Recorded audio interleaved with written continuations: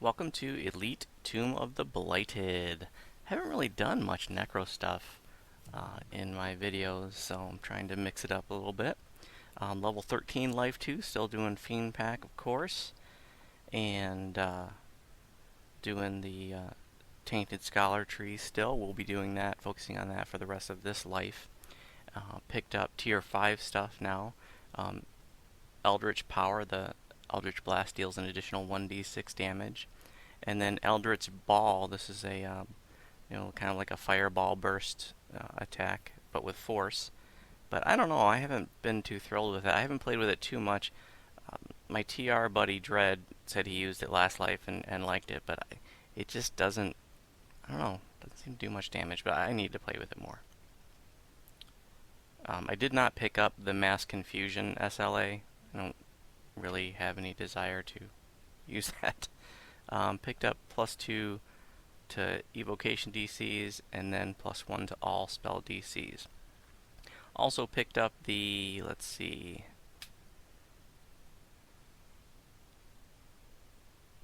now I've lost it.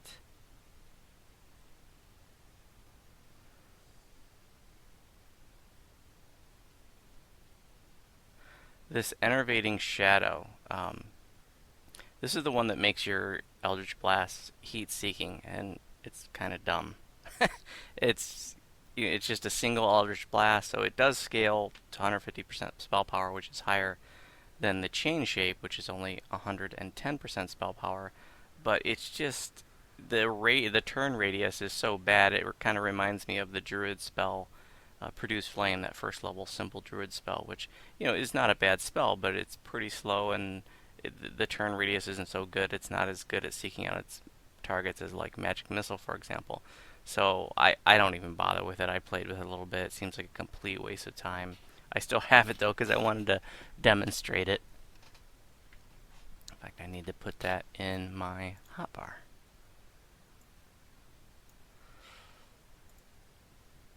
And I just picked up another point of charisma. I dropped the Harper Agent enhancements just because I wanted to spend some more points here once I got tier 5. And also, this is really cool. The Tainted Lore tier 4 innate says that Death Ward is added to your spellbook as a level 4 spell. So awesome to have Death Ward. Picked up a point of Constitution over here too. Let's look at the gearing choices I've made for this level. I did put on the Concordant Opposition goggles. Got some goodies on there. Not nearly as helpful on a Warlock as a traditional caster, but there's still some goodies that are worth having, especially since I already had the item made up. This is an item, a set of armor that I showed in my TR guide to the Gingerspyce build when I was level 12. This is a beautiful set of leather armor, but as these warding armors and the higher level versions are called spellproofing, no longer drop as random drops. It used to be random drops after the first expansion, but they took them out after about a year or so, which really sucks. It's really awesome, but this has spell resistance 25 and resistance 5 on it, and then I put Festival Glaciation on there to help my Druid lives out. Obviously not doing anything for the Warlock life. Tiny Guild Slot, I don't even bother with that. I got the next tier of Bracers of Wind. This is the level 15 version with a Masterful Craftsmanship shard onto it, so that it's minimum level 13 instead. It's got Dodge 6 and Permanent Blurry on there, as well as the Air Guard, which is a Haste Guard. That doesn't really mean anything because I can cast Haste, but I do like having the Dodge and Permanent Blur. Ring of Greater False Life, that's the same as before. Dexterity 6 on the boots, that's the same. Strength 6 on the gloves, that's the same. Now I've got a crafted Evocation Focus 2 ring with a green slot that I put Sapphire of Defense 8. You can get that Sapphire from Giant Hold for just a few heroic relics, so very cheap to get. And you can get lower level. In Giant Hold, the lowest level is 12, but you can get lower level augments for Mysterious Remnants inside the Hall of Heroes from the trader on the top level. Con 6 on the belt.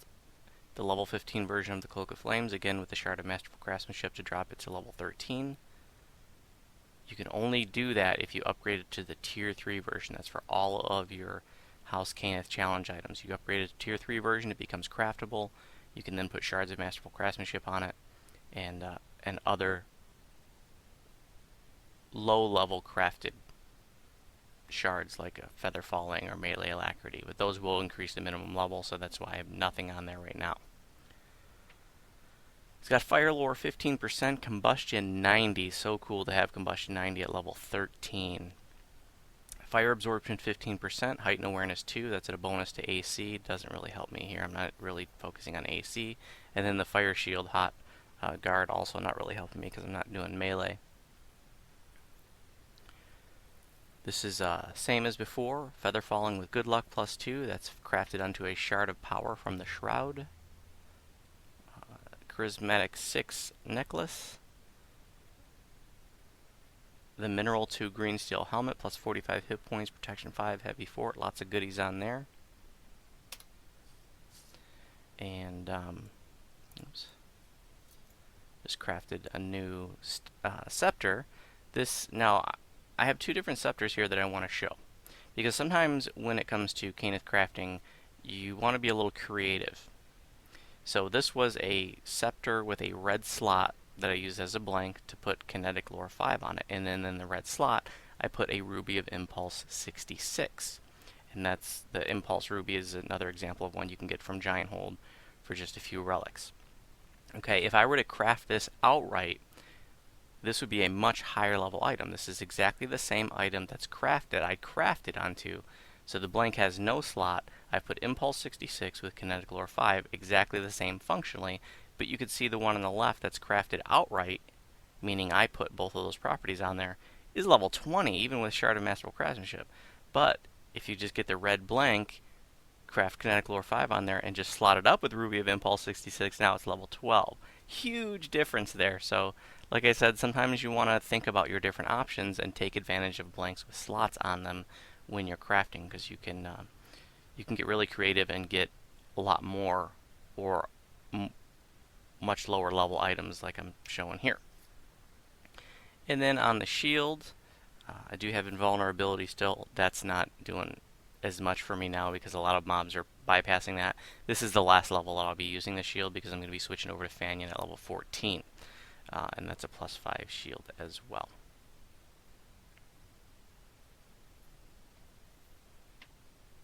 Okay, so this is Tomb of the Blighted, and this is a quest that really tormented me when I was a noob, and I did this on my own, and there's a disease that's unique to this quest. Oh, this is another irritating thing here too. So the root walls, the Eldritch Blast does not bring them down. So you have to switch to your weapon, turn your Eldritch Stance off, switch to your weapons, and then swing at them. Or, you know, if you can cast something. So what I'm using is just my Staff of Arcane Power, the Fireball clicky. I love the Staff of Arcane Power. I think I've talked about it once before in another video, but it has a spell selector on it. And you get all these different spells. Globe of Invulnerability, great for Hound of Zoriat, Hold Monster, Cone of Cold and Fireball, great for a lot of different reasons. You know, if you're doing Inferno with the Damned, you need to do the torches, or, you know, dumb stuff like what I just used it for, and some other goodies here too. So it's a real nice staff to have that comes out of the Demon Queen raid. Probably gonna run out of charges here,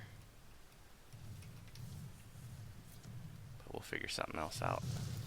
So I was saying that there's a unique disease to this quest, and when I was a noob, I didn't realize that, you know, the only way to get rid of that was by using, you know, an item in here. And you know, I left the quest with the disease, and I tried everything to get rid of it. I went to all the, you know, like the Spirit Binder and used their services, casting heal, and just, you know, everything I could think of. And I finally had to resort to just asking in general chat, like, how do I get rid of this stupid blight rot? And you have to, the way that you get rid of it is you get this bottomless pouch that I just picked up from down the stairs, and you fill that up, and you get these vials of blessed water, and you just throw them on the ground. Oh, this is going to be a pain.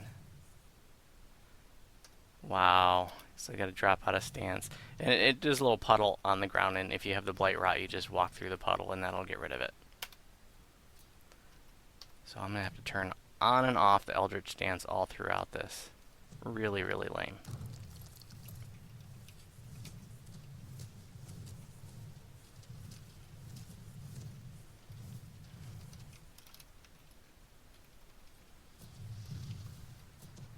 So some of the walls you can't. It says you won't be able to break them down. Let me switch to weapons here. You swing at it. It says your attempts to breach the corrupted roots fail.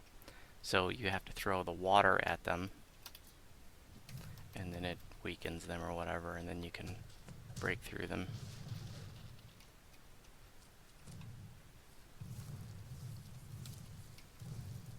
You know what? I actually like to go the other way to start out. And I'll show you why.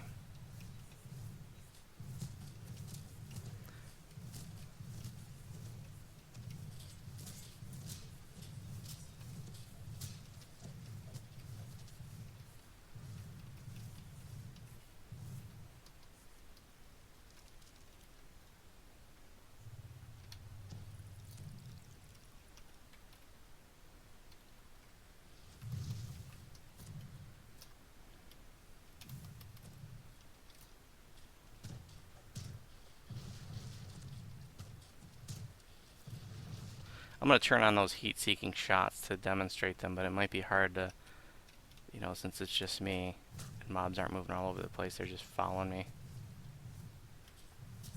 I think I got them turned on now. Yep.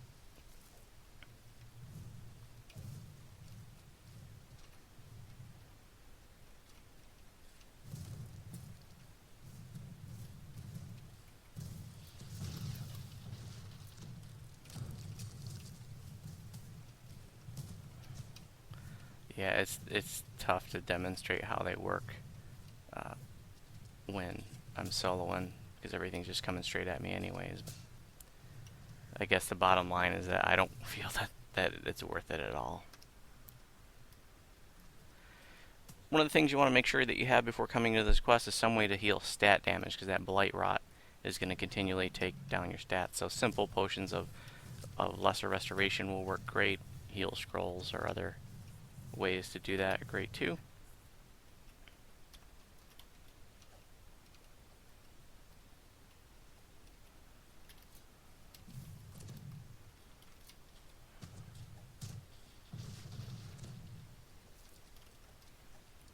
Don't stress about trying to cure that blight rot all the time, because you just keep getting it by going into the water.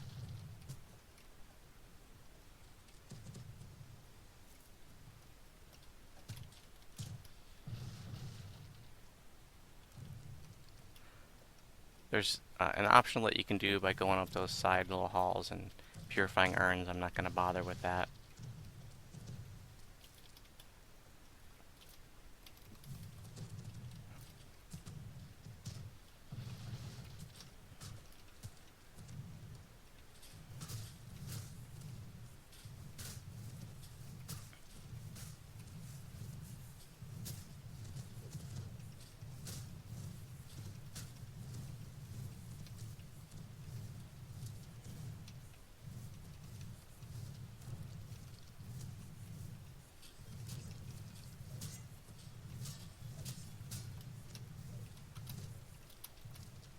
There's a funny thing that happens here. There's a gelatinous cube that you can barely see here, and you can actually like jump into it and swim around.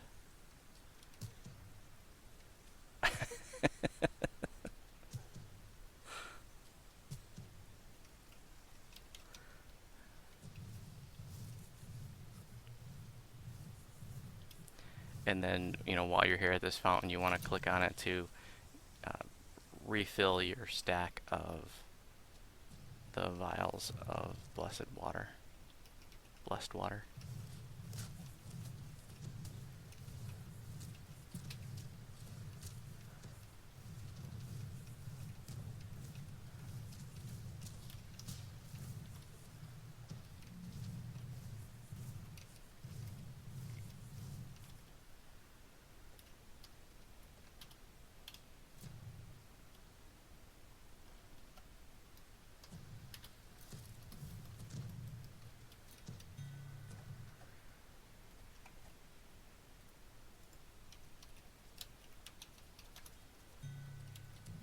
So I like to go this way first because under here, if you weren't aware, there is a key that will open that bonus chest up in the other corner.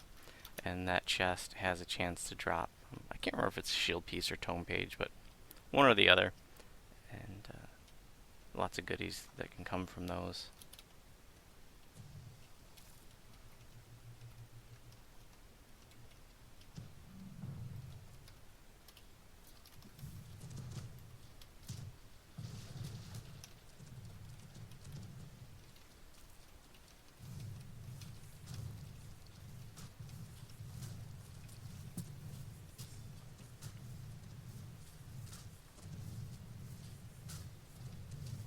Also picked up the Finger of Death spell, and for my feats I chose Necromancy Focus and Greater Necromancy Focus. Don't need Maximizer and Power in this tree. As far as I know, the only sort of Warlock ability, and I'm not talking about the spells that they get, but I don't think they have any damaging spells, but the only Warlock abilities that benefit from Maximizing and Power are the Enlightened Spirit bursts. I'm not positive of that, but that's what I believe it is right now. So regular Eldritch Blasts definitely don't benefit from Maximizing in Power.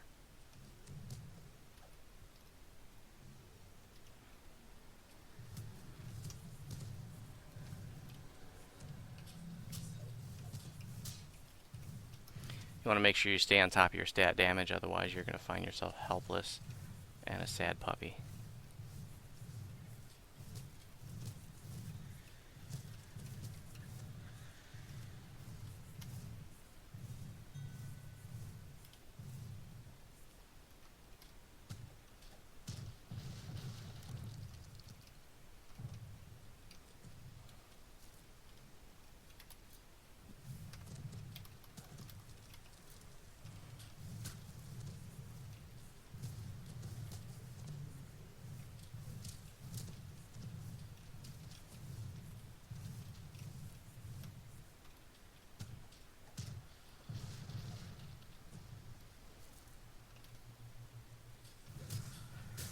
Now, this quest is already so irritating because of that continuous blight rot, and on a Warlock, the way you have to switch in and out of stance, now it becomes even more irritating.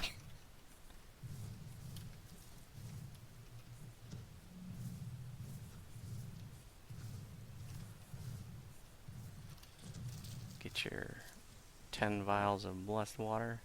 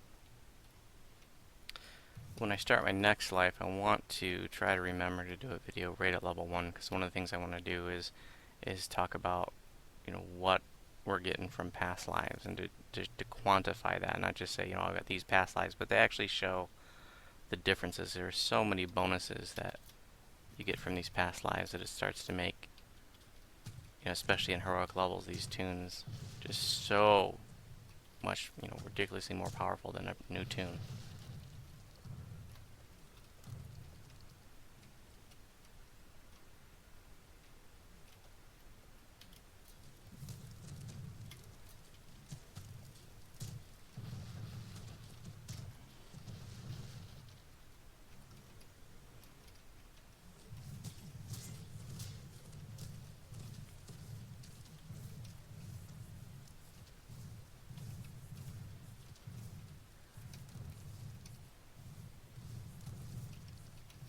So this is the extra chest here that you can unlock with that key that we got underwater a few minutes ago.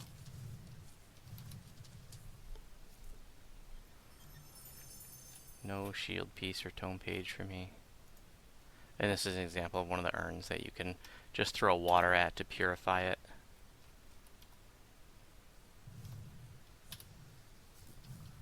And then if you do all of them, you get a little bit extra XP. It's definitely worth doing it, especially if you got multiple people and one person can do those.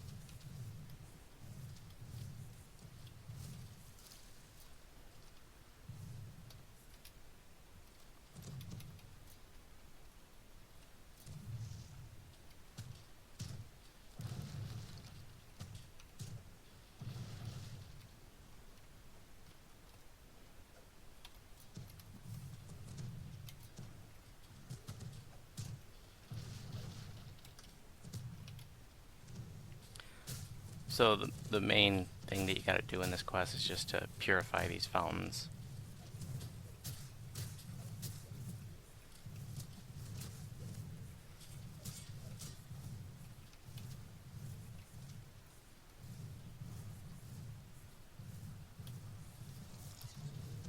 Okay, so if I was going for maximum optional bonuses and stuff, I'd want to go ahead and just keep working around, but don't need to do that in this video, so I'm just going to detour back to the start.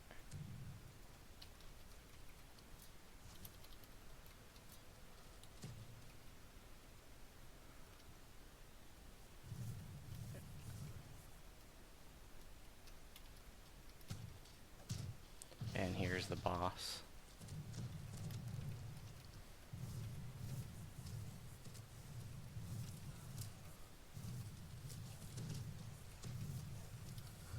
Thanks for watching. If you have any questions about my videos, you can respond on YouTube. And if you happen to be on Sarlona, you're welcome to send me a tell.